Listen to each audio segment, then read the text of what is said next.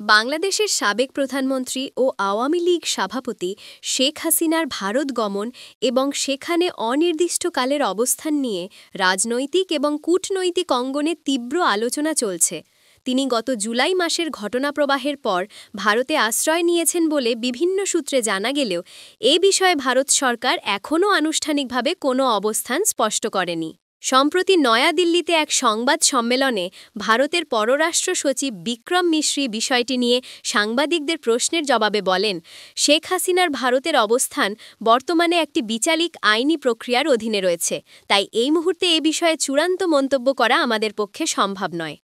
তিনি আরও জানান, ভারতের পক্ষ থেকে সরাসরি আশ্রয় প্রদানের বিষয়টি এখনও পর্যালোচনার পর্যায়ে আছে। বিক্রম মিশ্রি জোর দিয়ে বলেন, ভারত কোনো রাজনৈতিক পক্ষপাতে জড়িত নয়।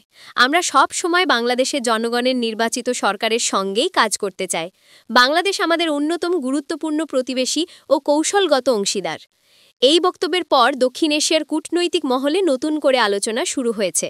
অনেক বিশ্লেষক মনে করছেন, ভারত এখন অত্যন্ত সতর্ক অবস্থান নিচ্ছে, যাতে বাংলাদেশের অভ্যন্তরীণ রাজনৈতিক পরিস্থিতিতে তাদের ভূমিকা নিয়ে কোনো বিতর্ক না তৈরি হয়। বিক্রম মিশ্রি আরও বলেন, দুই দেশের সম্পর্ক বহুস্তরীয় ও গভীর।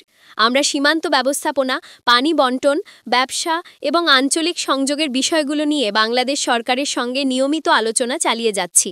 তবে তিনি স্পষ্ট করে জানান, বাংলাদেশ ও তৃতীয় কোনো দেশের দ্বিপাক্ষিক সম্পর্ক নিয়ে ভারত কোনো মন্তব্য করতে চায় না। নয়াদিল্লির কূটনৈতিক সূত্রগুলো বলছে, শেখ হাসিনার অবস্থান এখন মূলত মানবিক বিবেচনায় সাময়িক আশ্রয় হিসেবে বিবেচিত হচ্ছে। যদিও এই আশ্রয় দীর্ঘমেয়াদে রূপ নিতে পারে কিনা তা নির্ভর করছে বাংলাদেশের ভবিষ্যৎ রাজনৈতিক স্থিতিশীলতা ও আন্তর্জাতিক প্রতিক্রিয়ার ওপর। এদিকে ঢাকায় রাজনৈতিক অঙ্গনে এই ইস্যু নিয়ে নানা জল্পনা তৈরি হয়েছে। বিএনপি এবং তাদের মিত্র দলগুলো বলছে, এটি বাংলাদেশের রাজনৈতিক বাস্তবতার প্রতিফলন।